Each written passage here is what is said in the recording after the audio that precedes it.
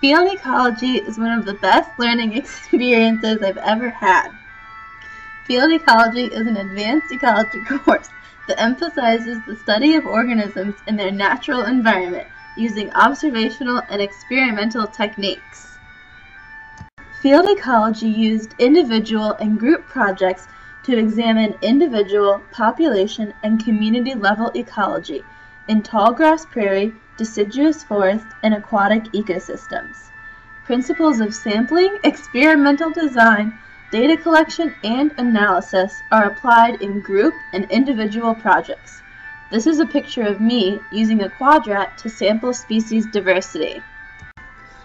Students are exposed to a variety of careers in ecology through interactions with state and federal agencies, nonprofit organizations, ecological consultants, and academic scientists. A DNR officer is one potential career path we could take. Field ecology had 4 main learning objectives. Number 1, identify and implement sampling strategies that are appropriate for different types of organisms and habitats. Number 2, formulate a testable question and alternative hypothesis.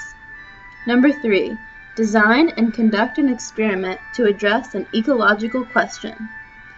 Number 4, communicate scientific ideas and results through oral presentations and written proposals and papers. Field ecology was split into 3 modules. The first module was the tallgrass prairie module. This module involved studying species interactions at Kankakee Sands, a large-scale prairie restoration effort in northwestern Indiana. The restoration activities are coordinated by the Nature Conservancy. We sampled grasshoppers and bees at 2 different locations at Kankakee Sands, Subunit G2 and Subunit G4.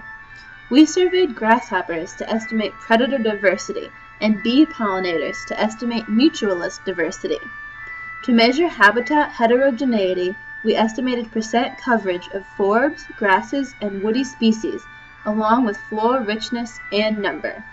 Plant height was also quantified. The second model was a deciduous forest module. In this module, we studied disturbance and succession at Black Rock Barrens and the Wheeler-Leopold Nature Reserve. Understory plant communities comprise most of the diversity in temperate deciduous forests, yet little is known about how canopy cover affects understory plant composition. We explored the interaction between canopy cover and understory plant communities at high and low elevations. The third module was aquatic ecosystems. In this module, we studied niches and diversity at Wildcat Creek, and we met with the DNR. We analyzed the pattern and structure of an aquatic ecosystem. We also traveled to the Great Smoky Mountain National Park for a weekend and did aquatic insect sampling. We used the insects to estimate the diversity and cleanliness of the Smoky Mountains. Field ecology may seem like fun and games, but there were also class requirements. Number 1, participation, attendance, and effort points were awarded for every lecture and lab.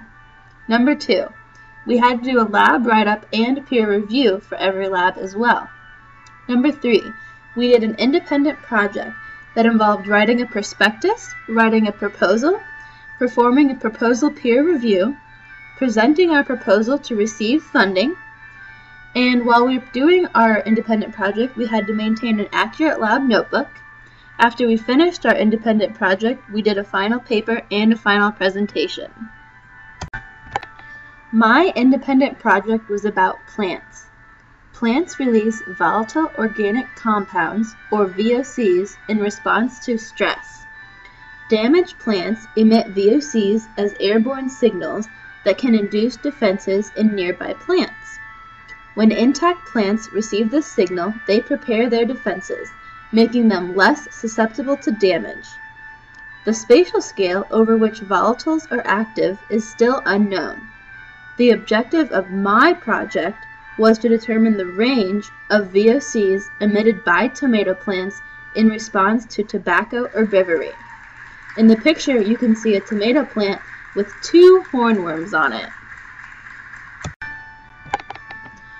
I hypothesized that herbivory will induce the release of VOCs from damaged tomato plants. I also hypothesized that the volatiles will signal neighboring plants, causing them to prime their defenses. Field ecology was one of the most challenging courses I have taken at Purdue. However, it has also been one of the most rewarding. Out of all my classes, I believe that I learned the most from field ecology. Several factors contributed to the success of field ecology, mainly the dedication of the professor and teaching assistant, the independent nature of the course, and the frequent hands-on labs. Featured here is my professor, Dr. Nancy Emery.